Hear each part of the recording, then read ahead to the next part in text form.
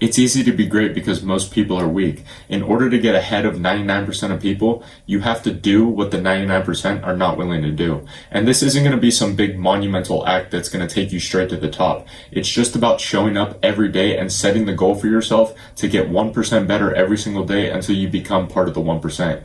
But even though I said it's not going to be a big act that takes you there, you do need to set a big goal for yourself, because most people set these small, mediocre goals for themselves just so they can have the gratification of checking off the box to say that they did it. But if you want to get ahead of everyone else, you need to set a massively ambitious goal for yourself, because when you shoot for the moon, even if you don't achieve it, you'll land in the stars, which is still going to be higher than 99% of people who don't even aim for the clouds. And once you do that, it all comes down to being consistent, because it's so much easier to separate yourself from everyone else if you're just consistent rather than being talented or gifted at something. The people in the 1% know that when you set these big goals for yourself, you must adopt the fail and evolve mindset. This is where you flip failure on its head by using each and every single one of those failures as opportunities to grow and evolve. In my pursuit of getting the physique I have now, I've had plenty of failures. I've cheated on my diet when I wasn't supposed to. I've cut workouts short. I've skipped cardio sessions. And it's the same thing with my pursuit of YouTube now. When I first started, I didn't know how to edit. My first month of videos were fucking dog shit.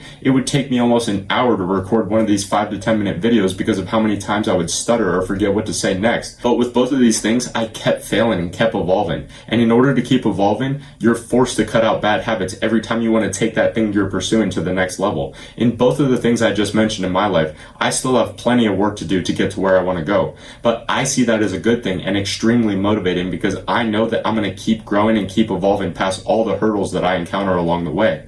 That's why you need to set a big goal. If you set a goal for yourself that you know that you can achieve, you'll never realize that you're actually falling short of your true potential. But if you set a goal for yourself that you know you aren't good enough to achieve yet, that's where true growth comes from, because you will be forced to improve in order to succeed. And something I don't hear a lot of people talk about is the importance of momentum when it comes to achieving any goal.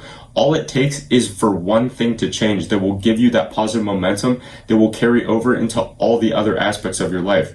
When I started training harder and really pushing myself every single set, every single rep, it built that momentum for me outside of the gym as well, in terms of eating healthier and going to bed on time, because I thought to myself, why would I push myself this hard in the gym just to piss it all away outside of the gym?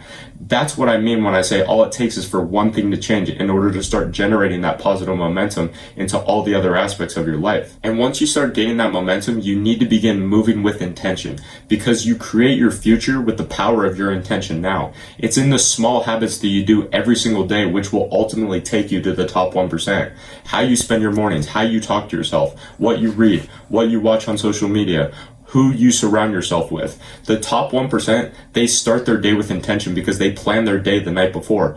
Most people just wake up with no intention. They're constantly rushing to work or school because they woke up late, and they put themselves in this constant cycle of being behind and still holding on to the feeling of regret for slacking off that morning. And that shit doesn't happen in the 1%. They plan their day with intention, and from the moment that they wake up, their day consists of compounding small wins over and over again throughout the day. And moving with intention means talking to yourself in a positive manner, which will reprogram your mind for success.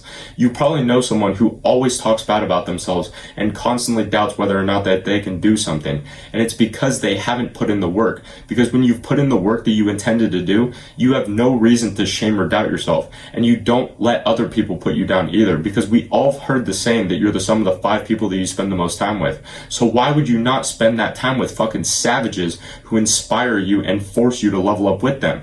Think of the most successful person you know. Do you think the 5 closest people to him in his circle are going to constantly be filling him with doubt and telling him that he can't do this or can't do that? Of course not, right? On their journey to success, they cut off all those people along the way and only surround themselves now with people who positively support their goals and their ambitions. This also goes for who you're watching online, because what you're consuming online directly affects your thoughts, and your thoughts will ultimately affect your actions as well. So the fact that you're watching a video like this on how to improve your life and get ahead of 99% of people means that you're already on the right track, because you're constantly consuming content like this that is improving your life. So congratulations to you for that. But consuming all of this information on how to improve will mean absolutely nothing if you do not take action, which is what 99% of people fail to do. They fail to take action because they know it's going to be hard. They know it's going to require a fuck ton of work, but that's the reason that you want to be successful in the first place, because it's difficult to achieve and not too many people are successful. It's the difficulty in achieving success is what gives it value, and with that comes doing hard things. But remember that this is what hard feels like. You knew that when you first started this journey, it wasn't going to be easy. So why are you expecting it to be when you're in the moment? It's meant to be hard. Being in the top 1% isn't going to be easy. That's why only 1% of people are in there. So on the days that you're struggling to follow through on your mission, or you're not motivated to do the work that you need to do, I'll leave you with this quote to remember. It is far less painful to feel the pain of doing a hard task than feeling the pain of regret when you look back on your life years later and think of what your life could have been. I hope this one helped, and I'll see you tomorrow, my friend.